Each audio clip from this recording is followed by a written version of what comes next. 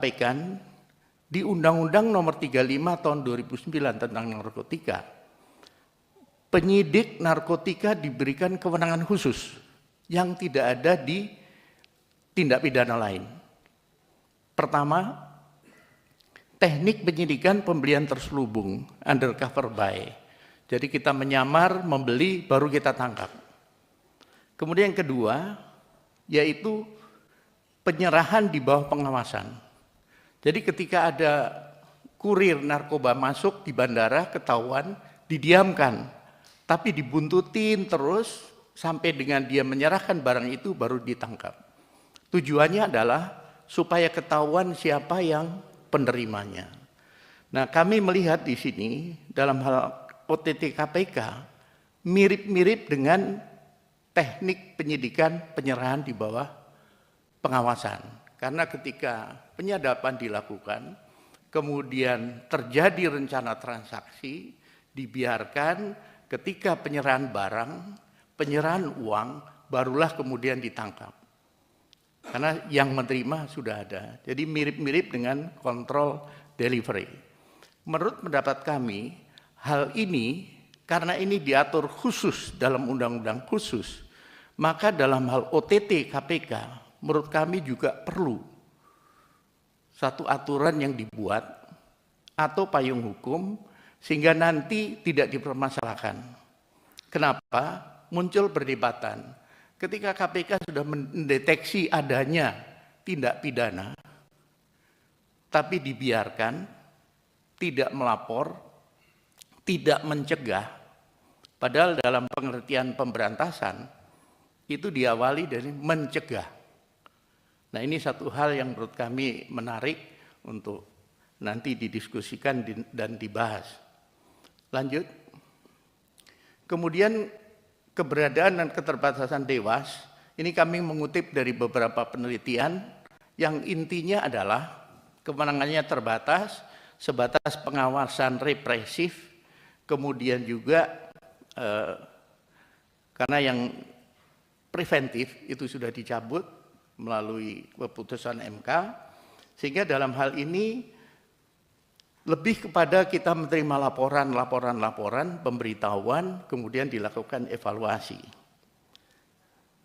Lanjut. Nah, di internal Dewas sendiri sudah pernah terjadi beberapa kali, tapi yang terakhir adalah ini, masalah pelanggaran etik, dan ini sudah dilakukan tindakan oleh Dewas. Lanjut. Kemudian dalam kaitan dengan KPK dengan kementerian lembaga terkait, dalam hal ini kami melihat dan membaca apa statement dari calon pimpinan KPK yang notabene mantan direktur penyidikan menyampaikan bahwa koordinasi dengan kementerian dan lembaga terkait tidak berjalan dengan baik, sehingga level bawah mengalami kesulitan. Lanjut. Nah, karena kedudukan Dewas dan pimpinan KPK itu setara, tidak ada yang lebih tinggi, maka untuk menghindari terjadinya konflik atau salah paham antara pimpinan KPK dengan Dewas KPK, maka perlu duduk bersama. Pertama tentunya menyamakan komitmen, bagaimana mengembalikan citra dan kepercayaan publik pada KPK. Kemudian kedua, bagaimana teknis pengawasan itu bisa dilakukan. Sebagai contoh saja, apakah Dewas boleh sidak ke rutan KPK? Baik yang ada di gedung KPK maupun ada yang di Polres, ada di Guntur dan sebagainya. Karena apa? Hal ini tidak berkait dengan substansi perkara, tetapi menyangkut perilaku. Ini pertanyaan tentunya nanti pada saatnya akan dipertanyakan. Kemudian apakah Dewas diajak untuk gelar perkara dalam persiapan menghadapi pra-peradilan? Tujuannya adalah ini bentuk akuntabilitas, transparansi, di mana pengawas dalam hal ini Dewas diikut sertakan. Sehingga tanggung jawab nanti menjadi bersama. Tanggung jawab Dewas juga ikut karena sudah menguji bahwa persiapannya sudah optimal. Kemudian Dewas tidak hanya diberikan laporan atau pemberitahuan tentang hasil penyadapan, tetapi Dewas juga memerlukan hasil audit. Pengalaman kami di BNN juga melakukan penyadapan, ini sangat perlu dilakukan audit karena janganlah terjadi penyalahgunaan kewenangan, masuknya nomor-nomor yang tidak masuk dalam target untuk kepentingan lain dan sebagainya. Kemudian pengecekan barang sitaan dan proses pelelangannya, ini juga menjadi penting. Jadi kesimpulan yang kami sampaikan adalah pengawasan terhadap KPK belum maksimal, artinya Dewas belum optimal menjalankan peran dan fungsinya pengawasan. Dewan Pengawas KPK memiliki beberapa kendala menjalankan tugas, kemudian masih terbatasnya pengawasan secara tidak langsung, tidak turun ke lapangan, dan pengawasan represif, bukan preventif. Perlu adanya upaya optimalisasi peran Dewas untuk meminimalisir pelanggaran maupun penyalahgunaan wewenang oleh KPK, antara lain optimalisasi pengawasan secara langsung dan pengawasan yang sifatnya preventif. Hal ini seperti tadi beberapa contoh yang kami sampaikan, yang tentunya itu perlu dikomunikasikan terlebih dahulu dengan pimpinan KPK. Kemudian rekomendasi yang kami sampaikan adalah bagaimana optimalisasi pengawasan secara langsung. Ini nanti tentunya perlu kesepakatan, kemudian yang bersifat preventif. Jadi idealnya adalah pengawasan dilakukan sejak awal, dalam proses sampai akhir, dan kemudian dievaluasi bersama-sama. Ada beberapa hal yang perlu disoroti seperti contohnya penanganan kasus yang berlarut-larut sampai bertahun-tahun tidak jelas statusnya dan sebagainya. Kemudian penetapan tersangka juga sama, sampai sekian lama tidak jelas tindak lanjutnya dan sebagainya. Kemudian bagaimana amputasi jaringan, kemudian bagaimana penanganan justice kolaborator. Kemudian perlu dilakukan evaluasi gugatan seperti tadi sudah sampaikan. Pak Beni, ini waktunya sudah saya kasih lebih, jadi sudah 20 menit. Nanti mungkin di pendalaman, banyak kawan-kawan yang nanti akan melakukan pertanyaan dari paparan yang Bapak lakukan tadi. Nanti mungkin Bapak lebih sampaikan lagi nanti lebih detailnya. Ya, terima kasih. Pak Beni ya, terima kasih atas paparannya. Kita mulai ya, kawan-kawan ya, untuk melakukan pendalaman. Dari kiri ini, oh boleh, PKS dulu boleh. Silakan Pak. Terima kasih pimpinan dan teman-teman Komisi 3 dan Pak Beni Yosua Mamoto. Dari tadi pagi saya mendengarkan para calon Dewas ini sangat mendalami sekali ya. Apa kelemahan-kelemahan KPK, di mana tugas daripada Dewas nanti mengawasi tindakan, perilaku, dan sebagainya. Justru sekarang saya ingin balikan gitu ya. Yang tadi disampaikan tadi itu, apabila Pak Beni nanti terpilih menjadi anggota Dewas, poin apa, nerve center apa yang akan Anda lakukan untuk bisa betul-betul Dewas mengawasi KPK? Itu pertanyaan saya. Terima kasih. Terima kasih Pak Adang. Dari ini ya, nanti kiri kanan aja ya. Jadi kita nanti per fraksi dulu. Golkar ya? Ya, silakan. Terima kasih pimpinan. Assalamualaikum warahmatullahi wabarakatuh. Waalaikumsalam. Shalom, selamat siang. Pak Beni Yosua Mamoto yang saya hormati. Bapak, kalau saya lihat dalam riwayat karier Bapak ini panjang betul. Dan Bapak ini jabatannya di tempat-tempat yang serius. Bapak terakhir di Kompolnas ya Pak? Ya.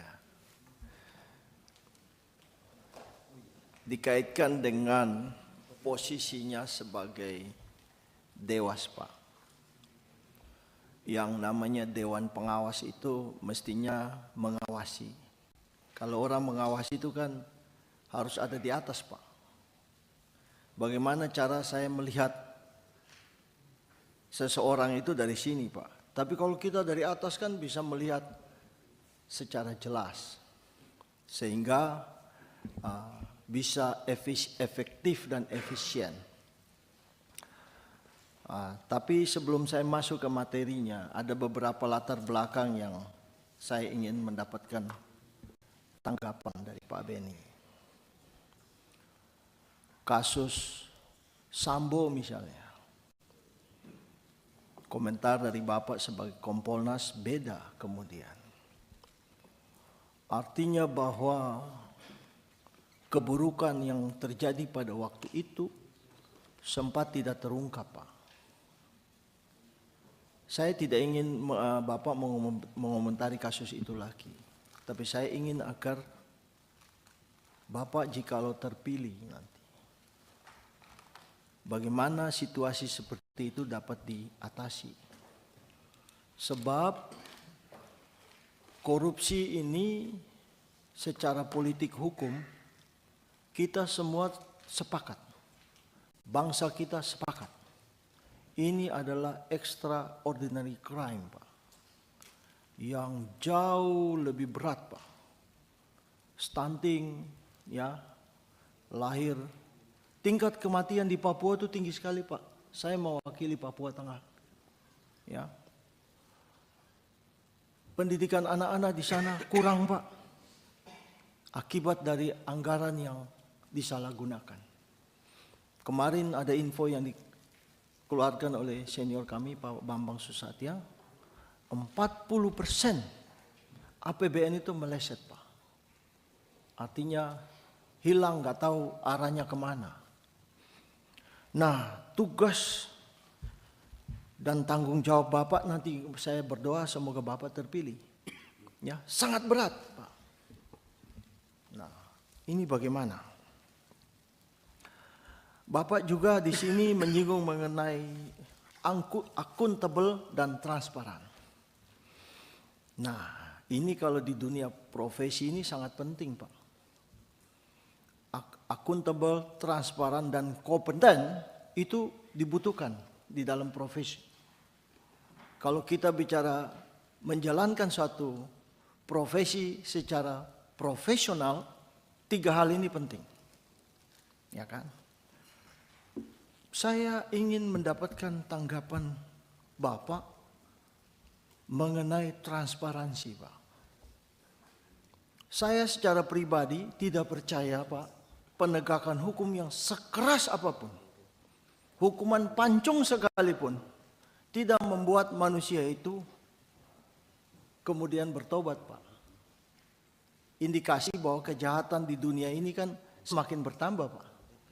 Bahkan disuruh diancam masuk neraka aja nggak takut, Pak. Ya kan?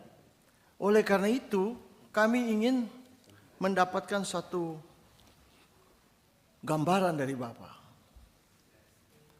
Apakah transparansi itu dibutuhkan? Itu pertanyaan pertama. Pertanyaan kedua adalah, jikalau Bapak nanti terpilih menjadi salah satu anggota Dewan Pengawas, transparansi seperti apa yang Bapak dapat jalankan sehingga itu dapat membawa efektivitas, membawa kerja-kerja KPK ke arah profesionalisme. Ya kan? Kalau tadi Bapak sendiri menyinggung bahwa indeks korupsi kita itu turun menjadi 34 dari 100, Pak. Dulu sebelum pemerintahan yang lama ada 38. Sekarang ini 34. Artinya bahwa tugas pemerintah yang baru ini jauh lebih berat. Nah, kata-kata pemerintah itu haruslah kita tanggapi dalam arti yang luas. Pemerintah secara keseluruhan. Artinya di situ ada legislatif, yudikatif, ada eksekutif. dan badan-badan independen seperti KPK yang merupakan bagian cabang kekuasaan eksekutif. Nah, Pak, seorang ahli hukum almarhum ya Suryono Sukanto menulis begini, Pak. Hukum itu yang keras itu menimbulkan rasa takut. Ya, misalnya kita ini taat kepada peraturan lalu lintas karena takut sama Pak Polisi. Ya kan? Tapi lama-lama kita tuh mentaatinya karena timbul suatu rasa ada kewajiban untuk mentaatinya. Kemudian dari situ karena kewajiban itu berulang-ulang, ya timbul kemudian budaya hukum. Pak, saya membaca sejarah orang Jepang, Pak. Awal-awalnya saya itu benar-benar kagum karena disiplinnya, Pak. Tapi kemudian saya menemukan bahwa orang Jepang itu disiplin karena kereta api, Pak. Saya pernah di Jepang, saya membaca. Dalam 1 tahun, kereta cepat itu terlambat cuma 1 menit, Pak. Menterinya tuh meminta maaf, Pak, kepada seluruh rakyat. Budaya malunya tuh ada, Pak. Ya. Jadi saya percaya bahwa penegakan hukum yang berhasil itu harus ada unsur transparansi dan harus menimbulkan budaya hukum. Di mana kita menjalankan itu karena ada rasa malunya, Pak. Saya rasa begitu dan saya ingin agar mendapatkan tanggapan sehingga kami ini di Komisi 3 ini kemudian bisa menjatuhkan pilihan kepada Bapak. Kami yakin bahwa kalau Bapak akan menjadi seorang dewas, Bapak akan menjalankan itu dengan baik dan konseptualnya jelas. Terima kasih pimpinan untuk kesempatan yang diberikan kepada kami. Terima kasih Bapak Dr. Sodeson Tantra. Jadi